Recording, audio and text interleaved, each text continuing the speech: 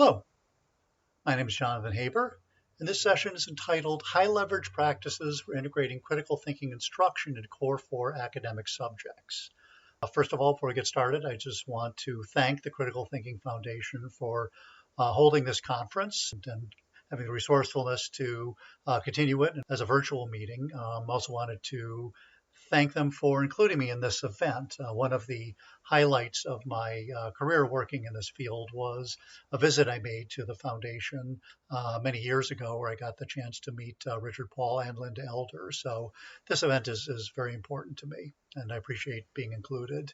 Just for information on my background, I have been working in the area of education and critical thinking education for many years. I'm an educational consultant and researcher.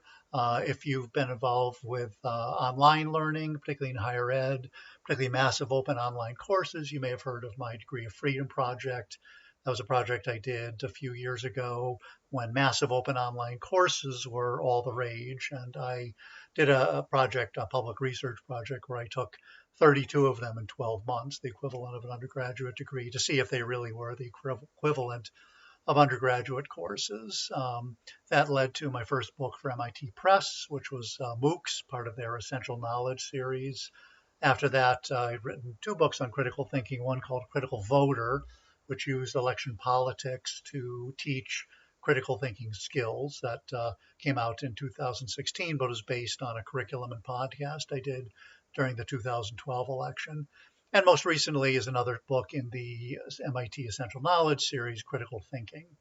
I should also note I'm involved with a project right now called Logiccheck, or Logiccheck.net. This was modeled after fact-checking sites like factcheck.org and PolitiFact, but instead of checking the facts, it was designed to check the logic, to check the reasoning behind the news.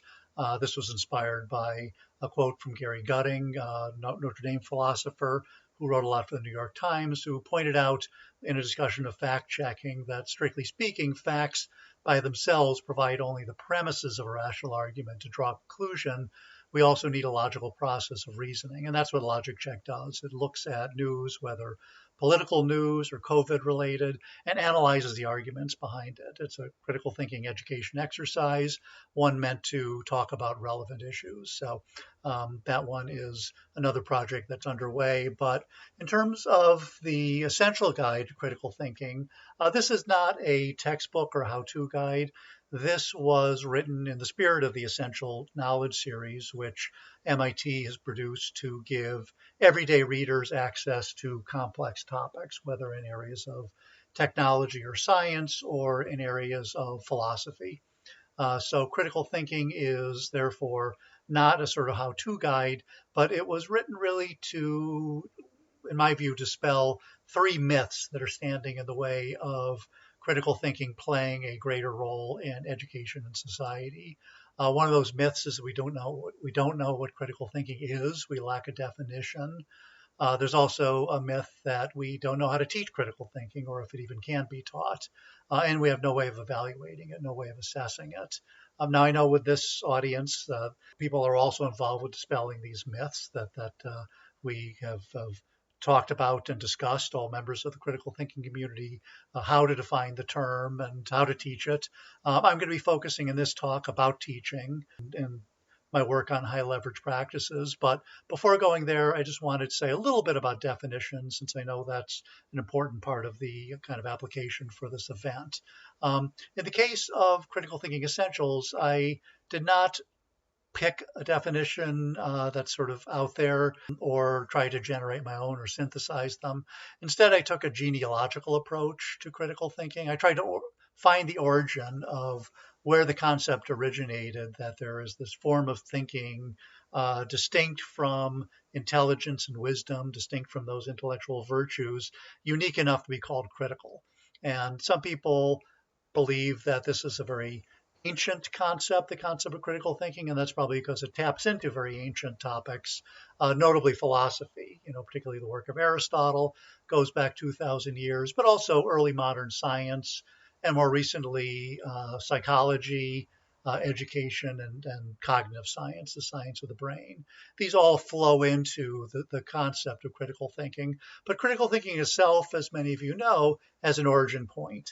It was really the work of John Dewey in his 1910 book, How We Think, where he first defined what he called reflective thinking, which he defined as active, persistent, and careful consideration of any belief or supposed form of knowledge in the light of grounds that support it and further the conclusion to which it tends. This was really the first definition we had, which eventually reflective got replaced with critical, but we could say that all of the definitions and dialogue about critical thinking over the last 110 years have really been in dialogue with the work of Dewey and How We Think. Now, I should note that Dewey's work itself was pulling on an even older tradition that he was part of, and that was pragmatic philosophy, going back to the originator of American pragmatism, Charles Sanders Peirce. Now, I'm not going to dwell on this. Part of the materials that I'm providing with this lecture is a paper I wrote on the pragmatic origins of critical thinking. But this does tie in with some of the high leverage practices I'll be talking about shortly. But before leaving definitional issues, I want to point out that I do have an understanding of critical thinking, and it's based not on specific wording, but on a structure, on a specific three-part model.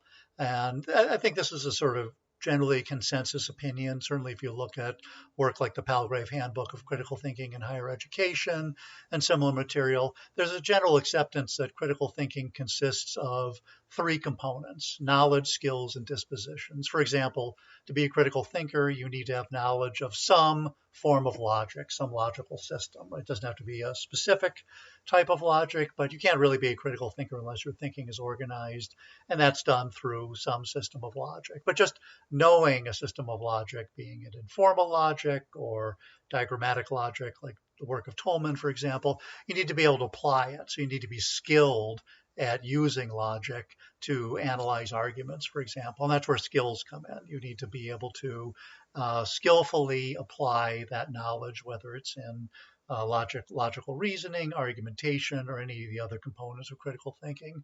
And finally, as people who are participating in this conference probably know so well, dispositions play a big role, right? It's no good if you know your logic and are really good at applying it, but you choose not to, or you choose not to do it in situations where you rather simply believe what somebody tells you or believe what you've always believed.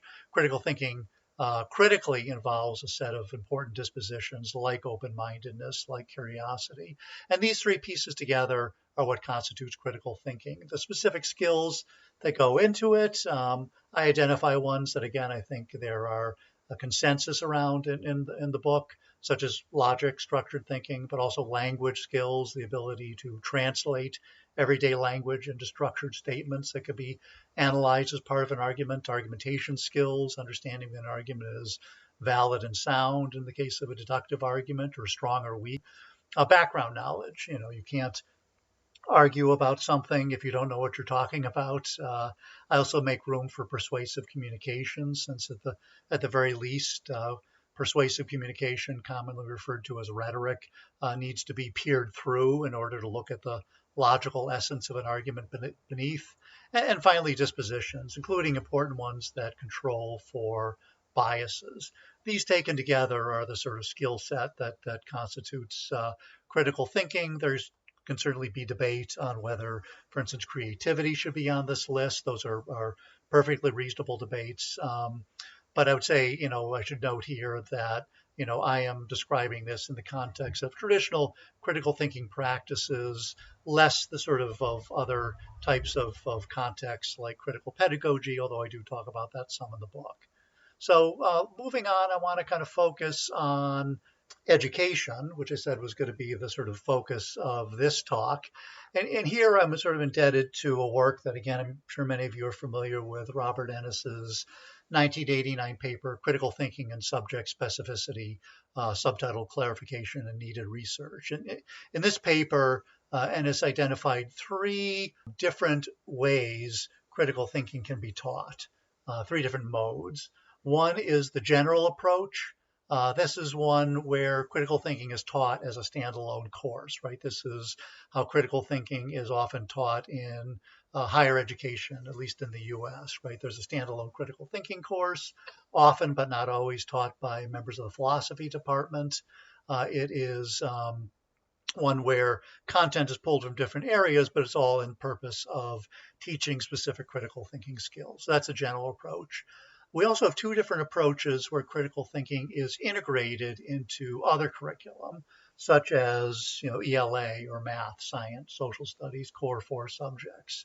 Now, there's two ways that critical thinking content can be integrated into the curriculum of other subjects. One is through immersion, okay, and immersion is where critical thinking is taught implicitly. It is not pulled out. It is assumed to kind of come along for the ride when you're teaching complex material. And this actually is the way that most critical thinking is taught in K-12, right? That you have smart teachers teaching complex material.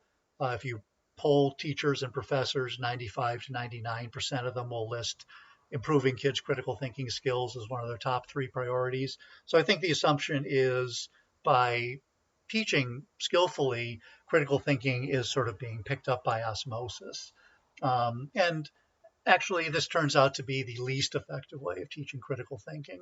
The most effective way turns out to be the infusion method, where you are integrating critical thinking content into other curriculum, but you're teaching it explicitly, right? You are not sort of assuming it's going to be learned through osmosis. You are actually explicitly covering critical thinking topics while teaching other subject matter. And this is where the concept of high leverage critical thinking teaching practices come from. This is a part of an infographic, so it's a simplified version of what I'll be describing to you in more detail.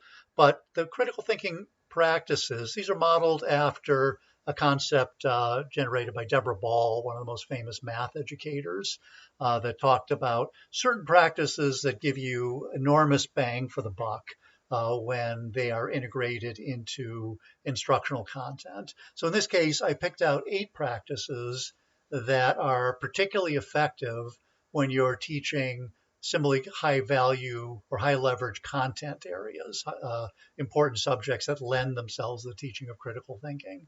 So these are the 8 practices. I'm going to go through each one, and these are all listed on that website that was on the previous slide. But to start with, one is teacher background knowledge. Simply, teachers who want to help students develop their critical thinking skills must have a grounding in critical thinking principles themselves. They must know the mechanics. They have to have knowledge and skills in areas like logic and argumentation. And they also have to understand the human psychological factors that impact thinking, such as emotion bias, and how to identify and control for them. And they have to understand the pedagogies, how to teach critical thinking skills in the context of subject-specific content. Okay, second practice, and this is drawing very much from Dewey and the pragmatic tradition. Charles Sanders Peirce, who I mentioned, he believed that thinking was solely a means to an end, and the end to which thinking serves is to dispel doubt. Right, and I talk about it in the paper that I'll be providing you. But one doesn't have to kind of agree with that sort of supposition about humanity to at least understand the sort of power of doubt in education. That, his claim is that we think specifically to dispel doubt. Doubt troubles us, and we'll do anything to get rid of it. And so what this means for education is teachers can motivate students by generating doubt in their minds, because they will be highly motivated to dispel that doubt. And some of the things that could be used to generate doubt might be introduction to strange or unusual phenomena, right? In science class, a video of an imploding truck that's sort of fallen into a river, for example, that's a very unusual phenomena that'll get kids wondering, what is that? What's going on there? That can create sort of doubt in their minds about how the natural world works. But you can also create doubt by using open-ended questions without obvious answers, or puzzles that require both content knowledge and reasoning skills to solve. Now, once you've placed doubt in students' mind, you've got to do something with it. And the thing you have to do is you have to channel that doubt productively. You have to move it in ways that will lead towards truth finding or skills mastery, because there are several unproductive ways of thinking, right? There's unproductive ways of dispelling doubt. I could dispel doubt by simply saying, this thing I just observed that's making me doubtful, well, I know the answer. The answer is everything I already believe, right? This is referred to as a priori reasoning. We also think of confirmation bias as an example of this, right? Believing something because you already believe it, rejecting something because it doesn't fit with what you already believe. This is a priori reasoning, and it's not particularly effective. Similarly, we can dispel doubt by listening to authority, right? We can listen to a priesthood or societal norms or teachers, right? Teachers can provide all the answers, and we can dispel doubt that way. Or we might reject authority. Okay? We might fight against it, in which case we are resisting authority. We are dispelling doubt through what is called tenacity. Now, all three of these modes of reasoning have their place, right? Any of you are parents understand there's often a role for authority, but they're not particularly good at getting to the truth. If you want to get to the truth, more productive ways of thinking involve a structured approach to problem solving, right? What do we refer to as logic? But logic writ very, very large, really a kind of form of hypothesis formation and testing that has its sort of science as its model, but can really be applied to any question, any puzzle, any challenge. So this is how you sort of channel that doubt productively, by channeling it into structured reasoning. Okay, number 4 is what I talked about from the Ennis work, that the ability to integrate critical thinking concepts into instruction and do so explicitly. Right, some examples I like to use, right? The math teacher who's teaching geometric proofs, well, he or she is really introducing students to deductive reasoning, right? But how many math teachers stop and say, by the way, that geometric proof we just learned, that's an example of deductive reasoning. Let me explain to you what that is. And let me give you some examples outside of math. In ELA, right, in reading literature classes, you can analyze texts, particularly argumentative texts, where you have to distinguish between evidence and reasoning. You have to understand reasons for belief, what we call warrant in philosophy. That is not just about facts being true or false. They have to sort of be able to identify and evaluate reasons for belief. That's the core of argumentation. That's the core of logic. Science, for example, that lends itself to exploring how science corrects for confirmation bias. I would say that's probably one of science's greatest achievements. It takes these biases that are just part of our human makeup, and through a set of norms helps us correct for that, so that we get closer to the truth, even though we may be wrong, much or if not most of the time.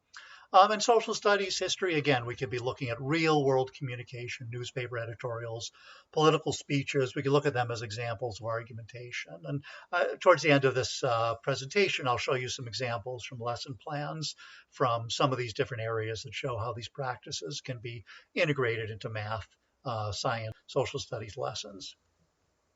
Okay, moving on to number 5. Another high leverage practice is to demonstrate and encourage transfer, right? Explicitly show and teach how critical thinking skills transfer across domains, right? There is certainly a very healthy debate as to, are certain critical thinking skills more applicable in certain disciplines, or do they take priority in certain disciplines? And all those are perfectly reasonable, but in the main, critical thinking skills like logic, argumentation, these really transfer across subject matters. And ways you could do that within instruction, within lessons, would be, for example, let's get back to that math teacher, right? That math teacher who has just explained that geometric proofs are a form of deductive reasoning. They can go one step further and compare it to inductive reasoning and explain what that is, and then show the difference between a mathematical proof based on deductive reasoning and scientific analysis based on inductive reasoning. So that's an example of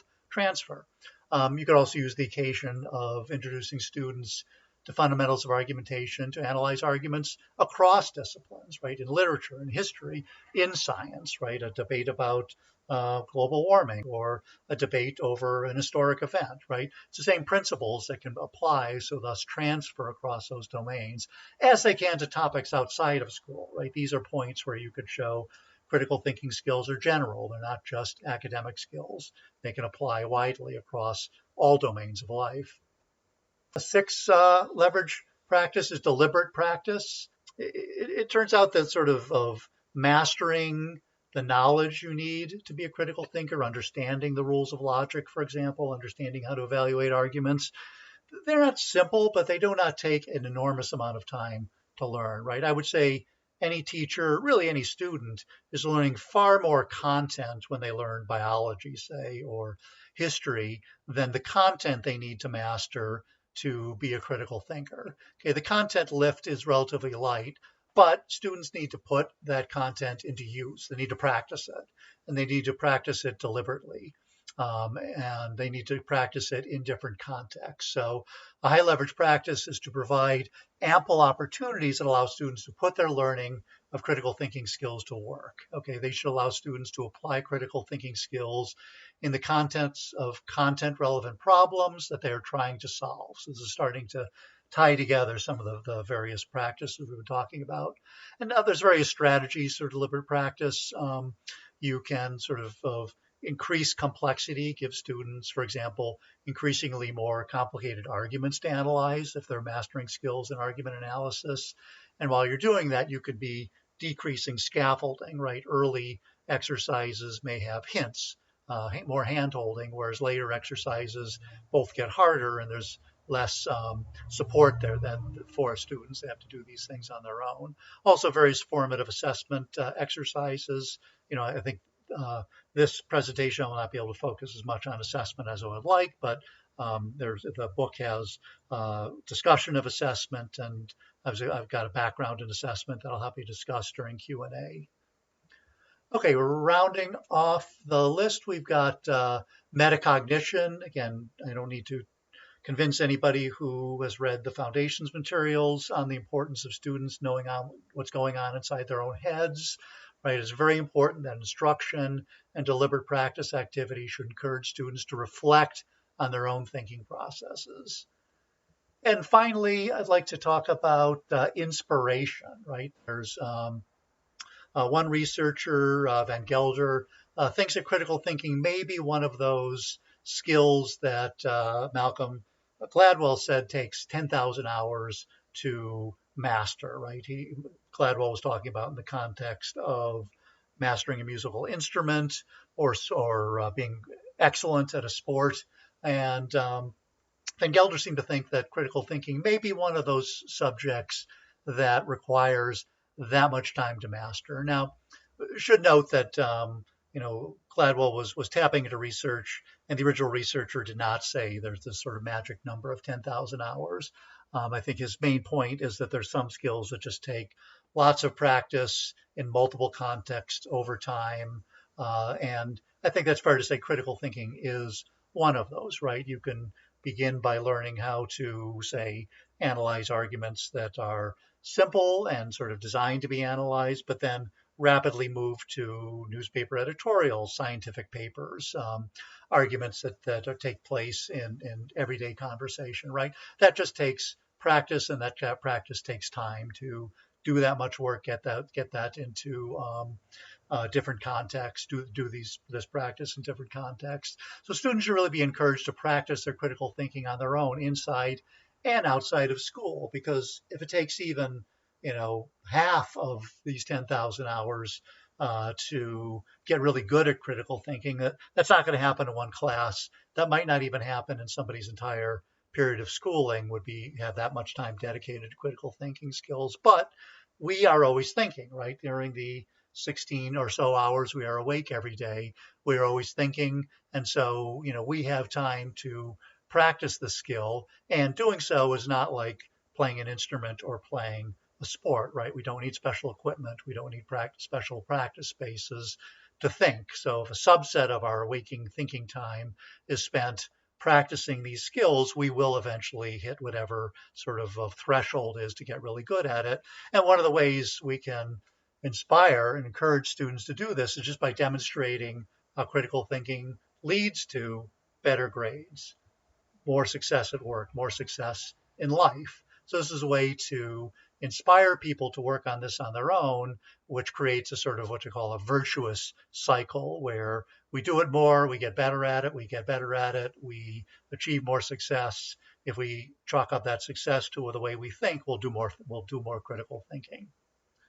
Okay, and I'd like to just sort of finish up by showing you some examples of lesson plans where high leverage teaching practices have been integrated into the teaching of subject matter. Okay, so here is the first example. In this case, this is a lesson plan on mathematics. Okay, now this is a long document. I've supplied some of them to you to look at. So the first part of the document is focusing on the same principles and practices I just described to you. So we'll skip over that into the lesson plan. Now, this particular lesson plan is written in a form called UBD, Understanding by Design. I'm not going to dwell on it, but it is a mechanism for generating lesson plans that work backwards from goals to evaluation of achievement of goals to learning experiences. So, and here I just want to show you how these can be integrated, content can be integrated with critical thinking practices, right? Because right up in goals, you've got a goal. This is a lesson on classifying two-dimensional figures into categories based on their properties. Any math teachers out there may recognize that as a Common Core standard. That's a 5th grade geometry standard. Okay, so that's what this is a lesson in. It's a lesson in this 5th grade standard.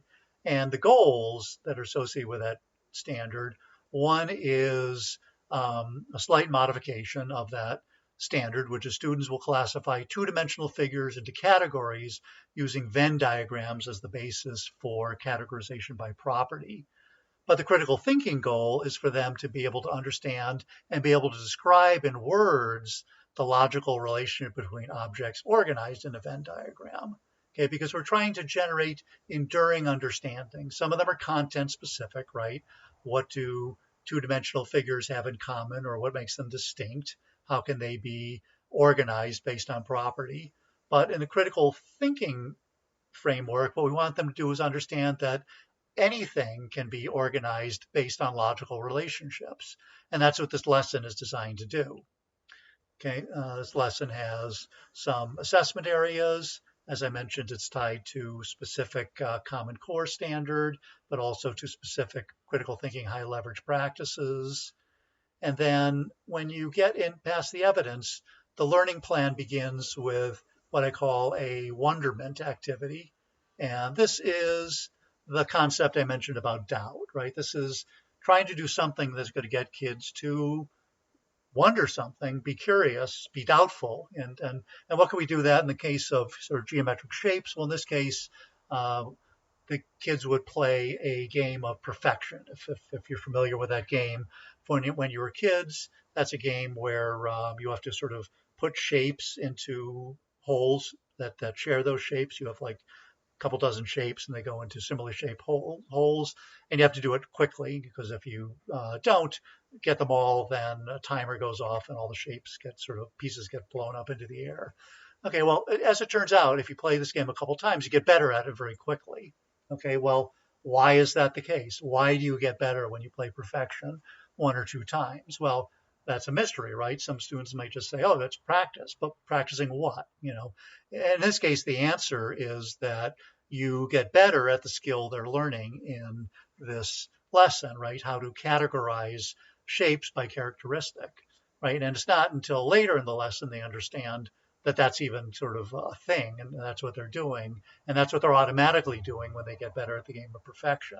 So that's an example of high leverage practices 2 and 3 of introducing doubt and then leveraging the power of doubt to motivate students to learn.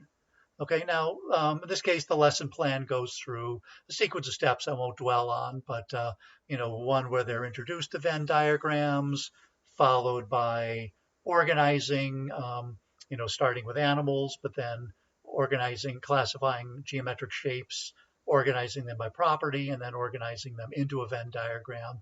And then as a final assignment, they apply that to things that are not geometric shapes, right? They could be animals or sports or any subject of interest to the student, right? So that is a way to take the lesson outside of math and make it part of a wider critical thinking skill set. Okay, so this is an example of transfer. which you remember that from high-level practices, but also the use of Venn diagrams explicitly as teaching a critical thinking technique, right? Diagrammatic reasoning in the context of math. Okay, so this is an example of several of those high leverage practices tied into a single lesson. And just as a final point, I wanted to show how that Common Core standard, which is 5GB3, is equivalent of all these other standards in all 50 states. So if you are in Tennessee and teaching, 5G3B, or you're in Georgia or Florida teaching MAFS 5G23, and a lot of teachers build their lesson plans around these standards, you can be integrating critical thinking into the teaching of content that you're already required to or already planning to teach, right? So what are the benefits there? One, you're covering standards that are already part of the state curriculum. They're standards you already are both obliged and likely desire to teach, but you're also using that on occasion to teach critical thinking skills, but also, as it turns out, teaching them in the context of critical thinking skills is likely to mean they're going to understand the concept better, right? A student who has learned about classifying shapes in the context of Venn diagrams that can be applied to anything is more than likely to retain that information about how to do this in the context of shapes because they understand it in the context of doing other things. Okay, I'm just going to give you a quick peek at other lessons for social studies.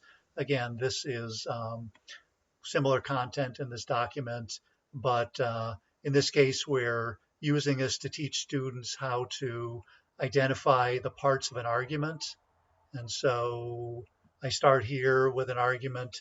This is taken from a program from an organization called iCivics. It's about news literacy. Students have to read articles, short articles like this one, and determine should they be given a quality rating or not. But in this case, I use this lesson to teach about how to construct an argument and how to test it for quality, right? The first part of this lesson is to have students, either individually or as a group, determine what is the conclusion of this argument. What is it the author wants you to believe? After that, they have to pull out what are the premises, what are the things they're saying that support that conclusion, right?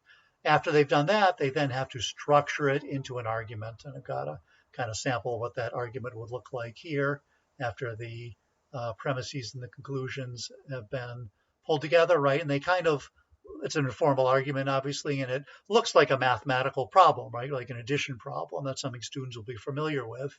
Okay, and then they could use this designed informal argument to learn about how to evaluate the argument. And here they learn about validity and soundness. Okay, so again, this is a lesson in content, right? This is a media literacy, which is part of many standards in social studies and even ELA, but it is used to teach kids the foundations of argumentation. I've got one other document here. This one I definitely will include in the package. I'm not going to walk through the whole lesson here because it's somewhat complex, but fundamentally in this case, I sort of flip things a little bit, right? Because if any of your science teachers, I'm sure you're familiar with the next generation science standards. Those who are not, the next generation of science standards are built around a series of components, including a sort of comprehensive list of scientific and engineering practices, right? The things scientists do. And in this lesson, actually, we're not learning about a science topic and then folding critical thinking skills in. We're learning a critical thinking skill and using science, particularly the science and engineering practices, to demonstrate it. Specifically, we're teaching kids about cognitive biases, right? We're teaching kids in this lesson about those things that prevent us from thinking clearly because the way our brains are wired means we are prone to biases. Well, and this lesson walks them through that, right? It starts with activity where they're given a sort of cognitive illusion, right? They're treated to exercises where they fall prey to biases, such as the anchoring bias, and display their own confirmation bias, right? So by the time they get to anything having to do with science, they have been left in a state of perplexity, right? They thought their thinking was clear, but they have fallen prey to these biases that all of us are subjected to, right? They've fallen for these cognitive illusions. They've not answered questions that once the answer was revealed to them seem very, very clear. They're questioning the sort of how their brains work. And that's good, right? Because then we can channel that into understanding that there are ways of making your thinking more clear. And one of the ways of doing that are scientific practices, right? And this lesson ends with what's called a jigsaw activity, where the scientific and engineering practices in NGSS are distributed to students on little slips of paper. They have to work individually and then as groups to determine how these practices help counter confirmation bias. The groups then come together. That's why it's called a jigsaw, to pull the pieces together and identify the top scientific practices that protect against confirmation bias. And through this, they learn the real lessons of this lesson, which is human beings are prone to confirmation bias, and science provides a set of principles, techniques, and norms that can help us control for confirmation bias. We can't eliminate it because it's part of the human makeup. We can control for it. And in fact, inspiration comes in the fact that, everything science has achieved, or much of it, can be chalked up to the fact that the culture of science, the science and engineering practices, help us control our confirmation biases, and many of its achievements come out of that. And and why can't those same practices, those same processes be applied to thinking in other affairs, right? Why can't logical reasoning, hypothesis testing be applied outside of the subject of science? So that's okay. So as I said, those are 3 sample lessons. I'll be giving you some samples to look at, and we could talk about it further during the discussion, which I know is going to be separated from you watching this video. But I am very much looking forward to that time that we could talk further about high leverage practices. If you're interested in talking more about some areas of the book that I haven't been able to cover in this session, such as assessing critical thinking skills, I'm happy to talk about it then. And meanwhile, here is my email address in case there's anything that comes up and you want to discuss before there's a formal Q&A session. I've also included links to various websites I've mentioned or things I've mentioned here, including Logiccheck, the critical thinking book, some other projects I've got. So this presentation will also be part of the package. You'll have access to these links. Please reach out if there's any questions I can answer between now and Q&A time, and enjoy the rest of the 40th Annual Critical Thinking Conference. Thank you very much.